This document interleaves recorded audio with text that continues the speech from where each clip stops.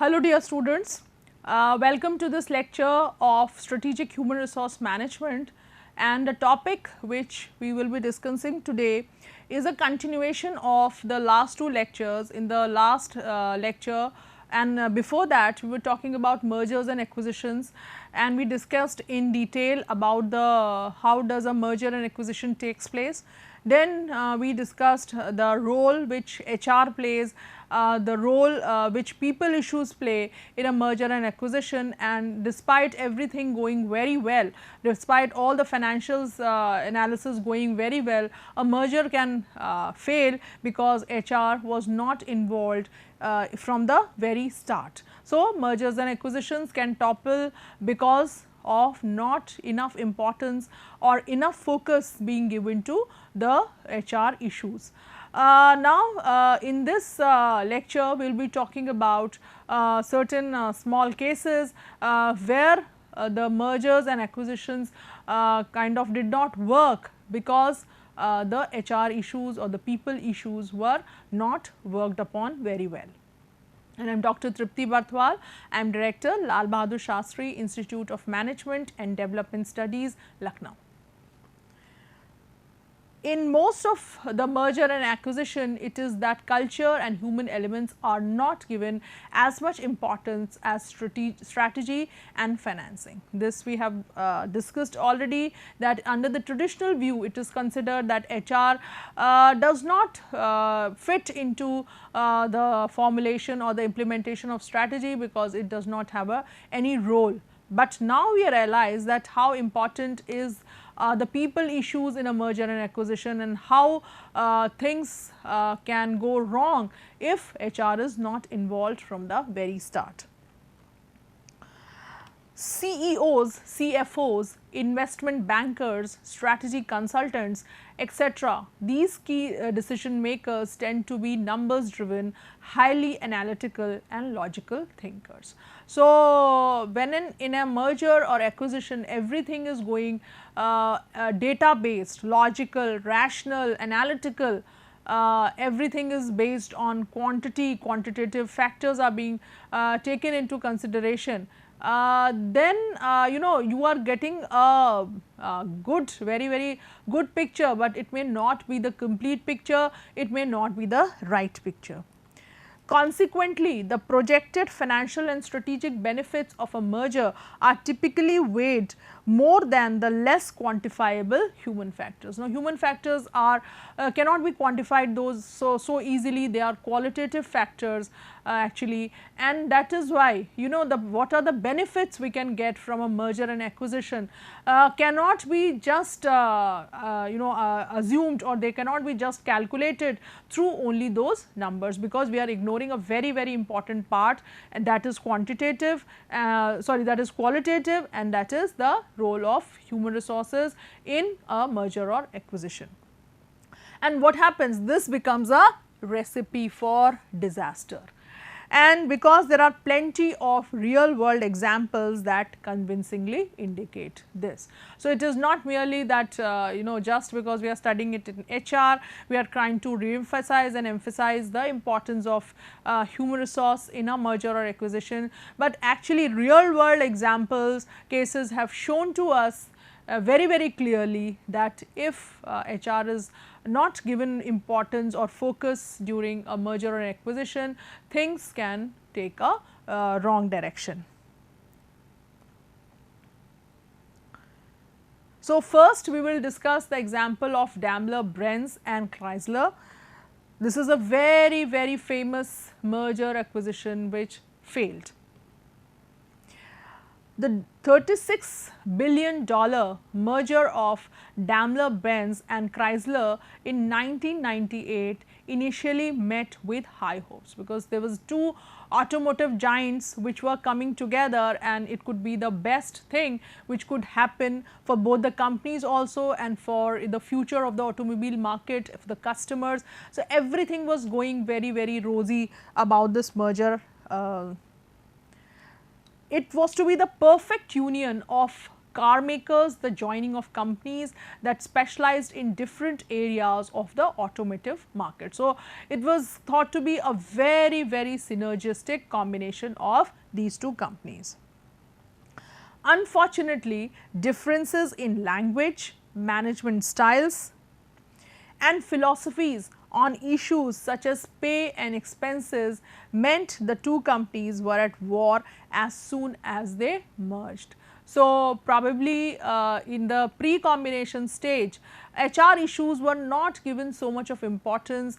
Technology, market, financial aspects were given a lot of importance in this merger and acquisition. And what happened, even if even before the relationship could start on a full-fledged basis, it started having problems and it failed eventually. And what were the issues? They were related to all HR issues, pay and expenses. The friction resulted from trying to force together an upright hierarchical approach to things at Daimler-Benz and a risk-taking entrepreneurial loose organization at Chrysler. So, these two companies had incompatible cultures. They had two different backgrounds, wherein in Daimler-Benz it was more a disciplined kind of a very, very hierarchical chain of command, and things had to be very, very formal, that ways. In Chrysler, it was more of an open culture. It was risk taking was encouraged. People were allowed to come up with innovative and creative ideas, which was not so welcome in Daimler-Benz. The culture of Daimler-Benz became dominant, and as a result, employee satisfaction at Chrysler plummeted. So, as I said, when we do not give due importance to HR issues from the very start, then they kind of take their own shape. So, once the merger occurred, what happened? Because Daimler-Benz culture was more upright and hierarchical in nature, it started to dominate over Chrysler's culture, which was totally contradictory to the Daimler's culture. So, the employees of Chrysler started suffocating because they were not used to this kind of a working approach. Their morale went down, their satisfaction went down, and as a result of that, by 2000, very quickly after this merger took place, major losses were projected. In 2001, layoffs began, because once the company starts facing loss, the second step would be downsizing. So, there were major layoffs also. In 2007, Daimler Chrysler sold Chrysler to Cerberus Capital Management for $7.4 billion. So, in 2007 they realized that this relationship cannot be taken forward. So, the unit of Daimler, which was called Daimler Chrysler after they merged, was sold off to this company called Cerberus Capital Management for $7.4 billion, and that was the relationship of a that was the end of the relationship of a much hyped and much anticipated that it will be a very, very long term and a very, very successful relationship between two automotive giants.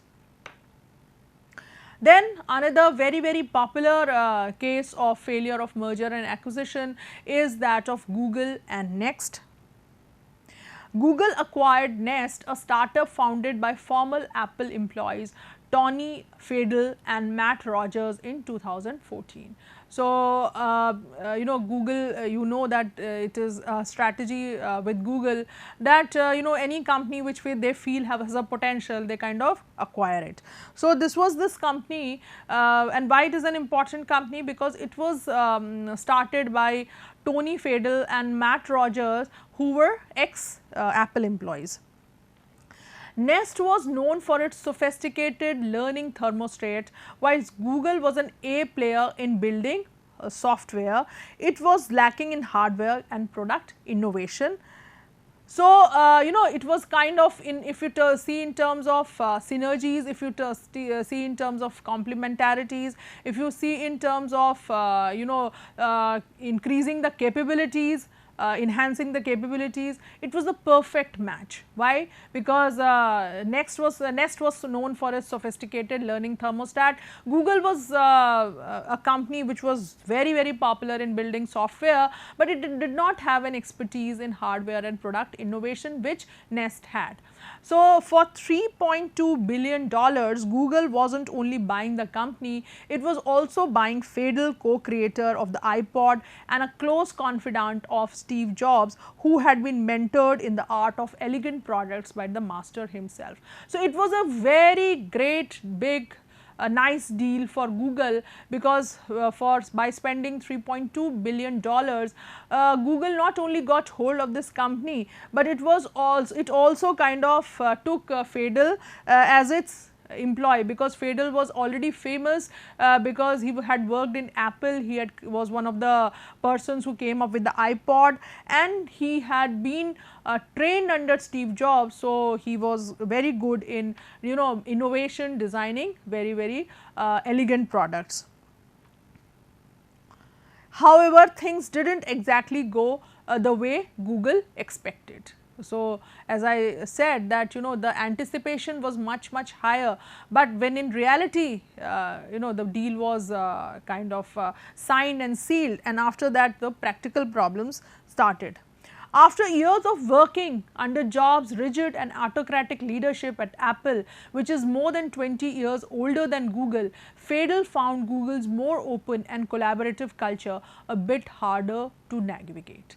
Now, this was again a incompatibility of culture, because we all know that Steve Jobs had a little autocratic and a centralized kind of a leadership, very rigid system of working. For 20 years Fadel had worked there. So, sorry, not Google was 20 years much younger than Apple. So, Fadel had been trained in Apple. So, he worked with that mindset of Apple. He kind of had that kind of culture in his organization Nest. Fadel found Google's more open and collaborative culture a bit harder to navigate. So, he was not used to so much of flexibility, he was not used to so much of open communication, employee empowerment, etc. So, again it became the question of incompatibility of cultures. From Nest's inception, Fadel was the heart of the organization. So, this is the organization Nest, which Fadel built from the scratch. He built an entirely cantered around his singular vision. He built an entity cantered around his singular vision, and those who joined the company knew exactly what they were signing up for, not an easy ride, but a chance to create a legacy. So, in his organization the culture was not that compatible to work, but people wanted to join the company because they felt that they can make a difference there. While the plan may have been convincing on paper, Nest would focus on the product and vision, while Google would provide support through its infinite resource pool. This overlooked over the culture polarity of the two companies. So, again as I said, culture incompatibility was not given importance, or probably it was overlooked during the due diligence. So, otherwise on technological level it was one of the best deals. One was good in software, one was good in hardware, one was very innovative, one had a large pool of resources, from human resources to financial resources, everything. So, Nest with its Apple-like DNA had a top-down culture where only one person was in charge. Google on the other hand had always been engineering driven and bottom up, and still today Google has that kind of culture. Trying to unify the two opposite cultures was inevitably going to lead to a breakdown, and that happened also. Record reported on the undiplomatic memes that Google employees that circulated about the Nest founder, revealing some of the tension between the two companies. So, nothing came out in the press, but even before that it was found that Google employees were circulating memes to mock at the Nest founder. Fadel ended up leaving Nest in 2016.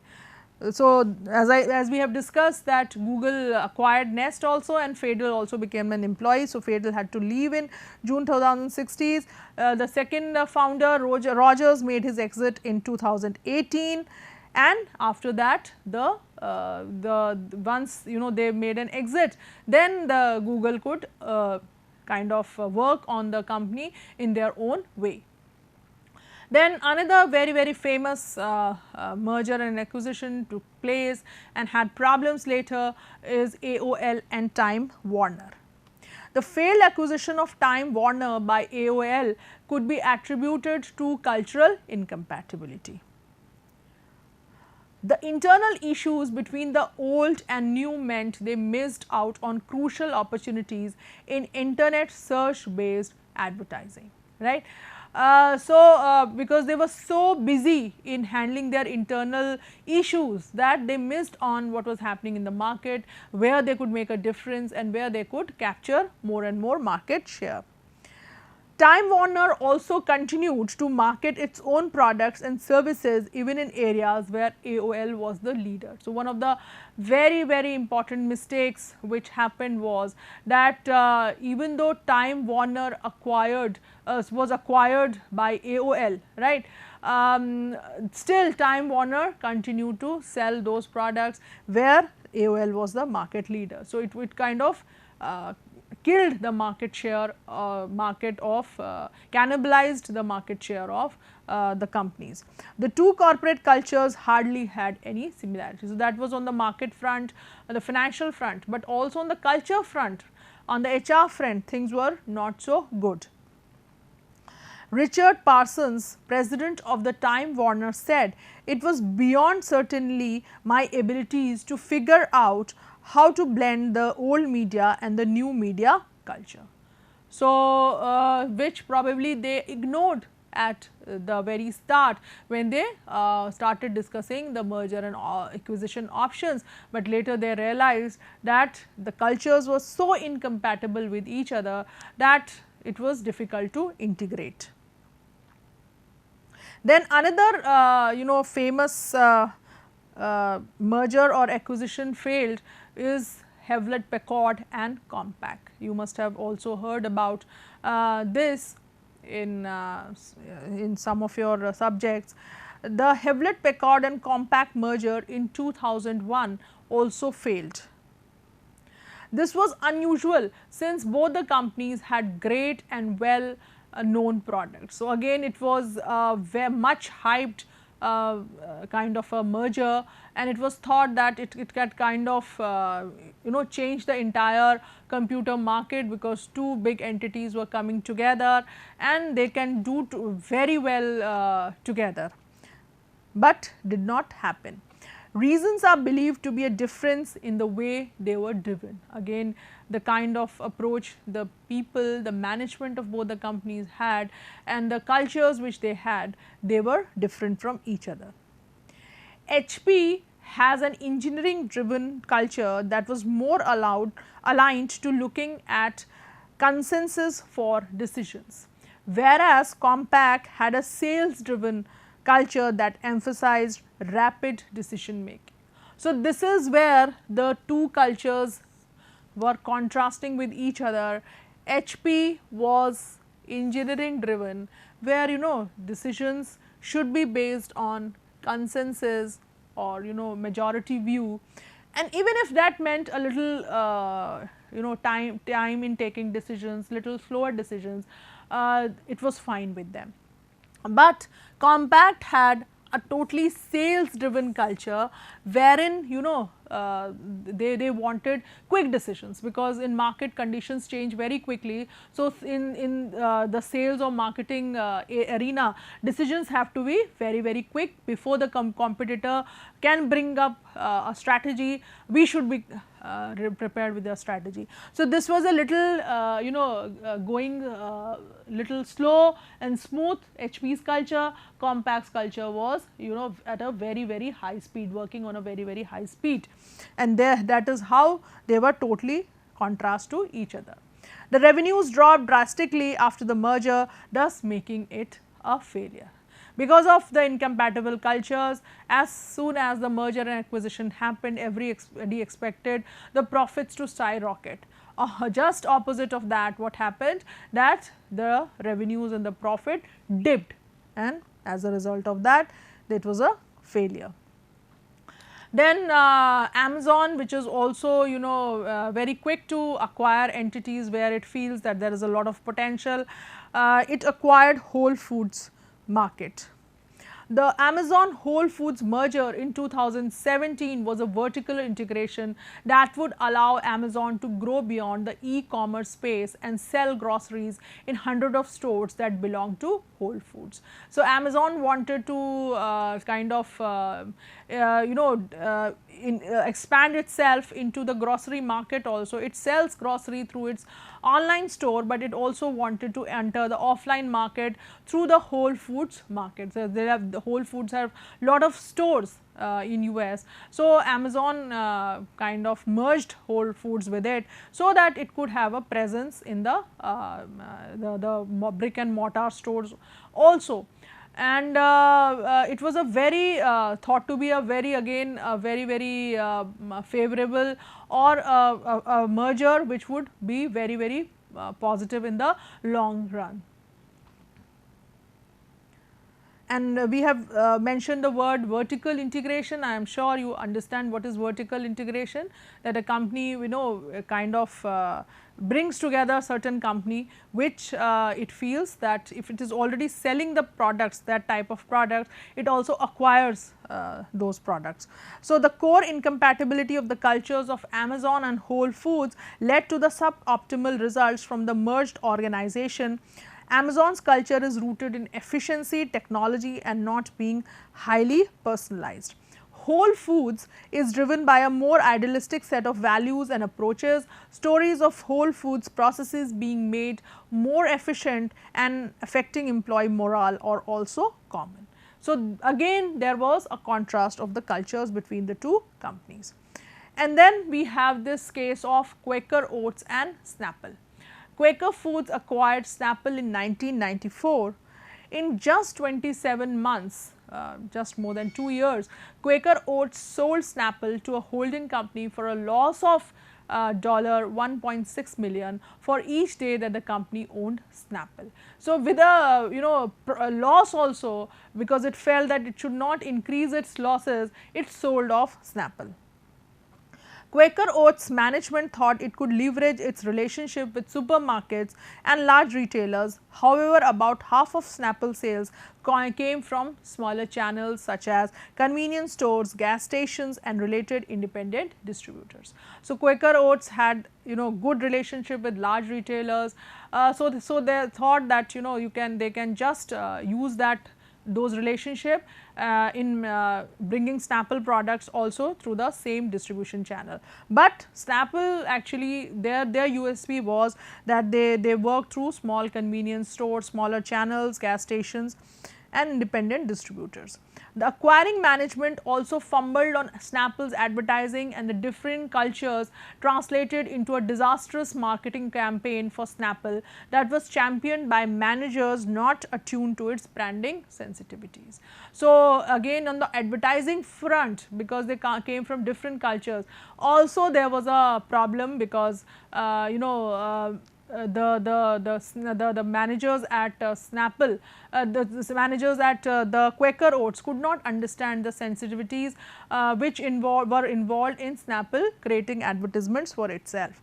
Snapple's previously popular advertisements became diluted with inappropriate market signals to customers. So, customers started moving away from Snapple because they could not identify with the new set of advertisements of Snapple, and these new sets of advertisements were actually created by the team of Quaker Oats because they couldn't see, they couldn't understand, they couldn't the sensitivities involved in designing advertisements for Snapple. So, this is how again this was a problem, and ultimately Quaker Oats sold Snapple. So, now after going through these case studies, you must now be able to understand what we were discussing in the earlier lecture, that many of the mergers and acquisitions will fail not because we have not been able to conduct a due diligence properly on the financial issues or on the marketing issues, but because we have failed to understand that the companies have two different cultures, companies have people who would be working together, and if there is incompatibility or if people issues arise, then in that case it can there can be a lot of havoc for both the companies. And in these cases we have seen big established companies failing to work together just because the incompatibility of the culture or people issues were not taken care of, or HR was not involved from the very start, from the very scratch. So, I hope you have understood this. Thank you so much.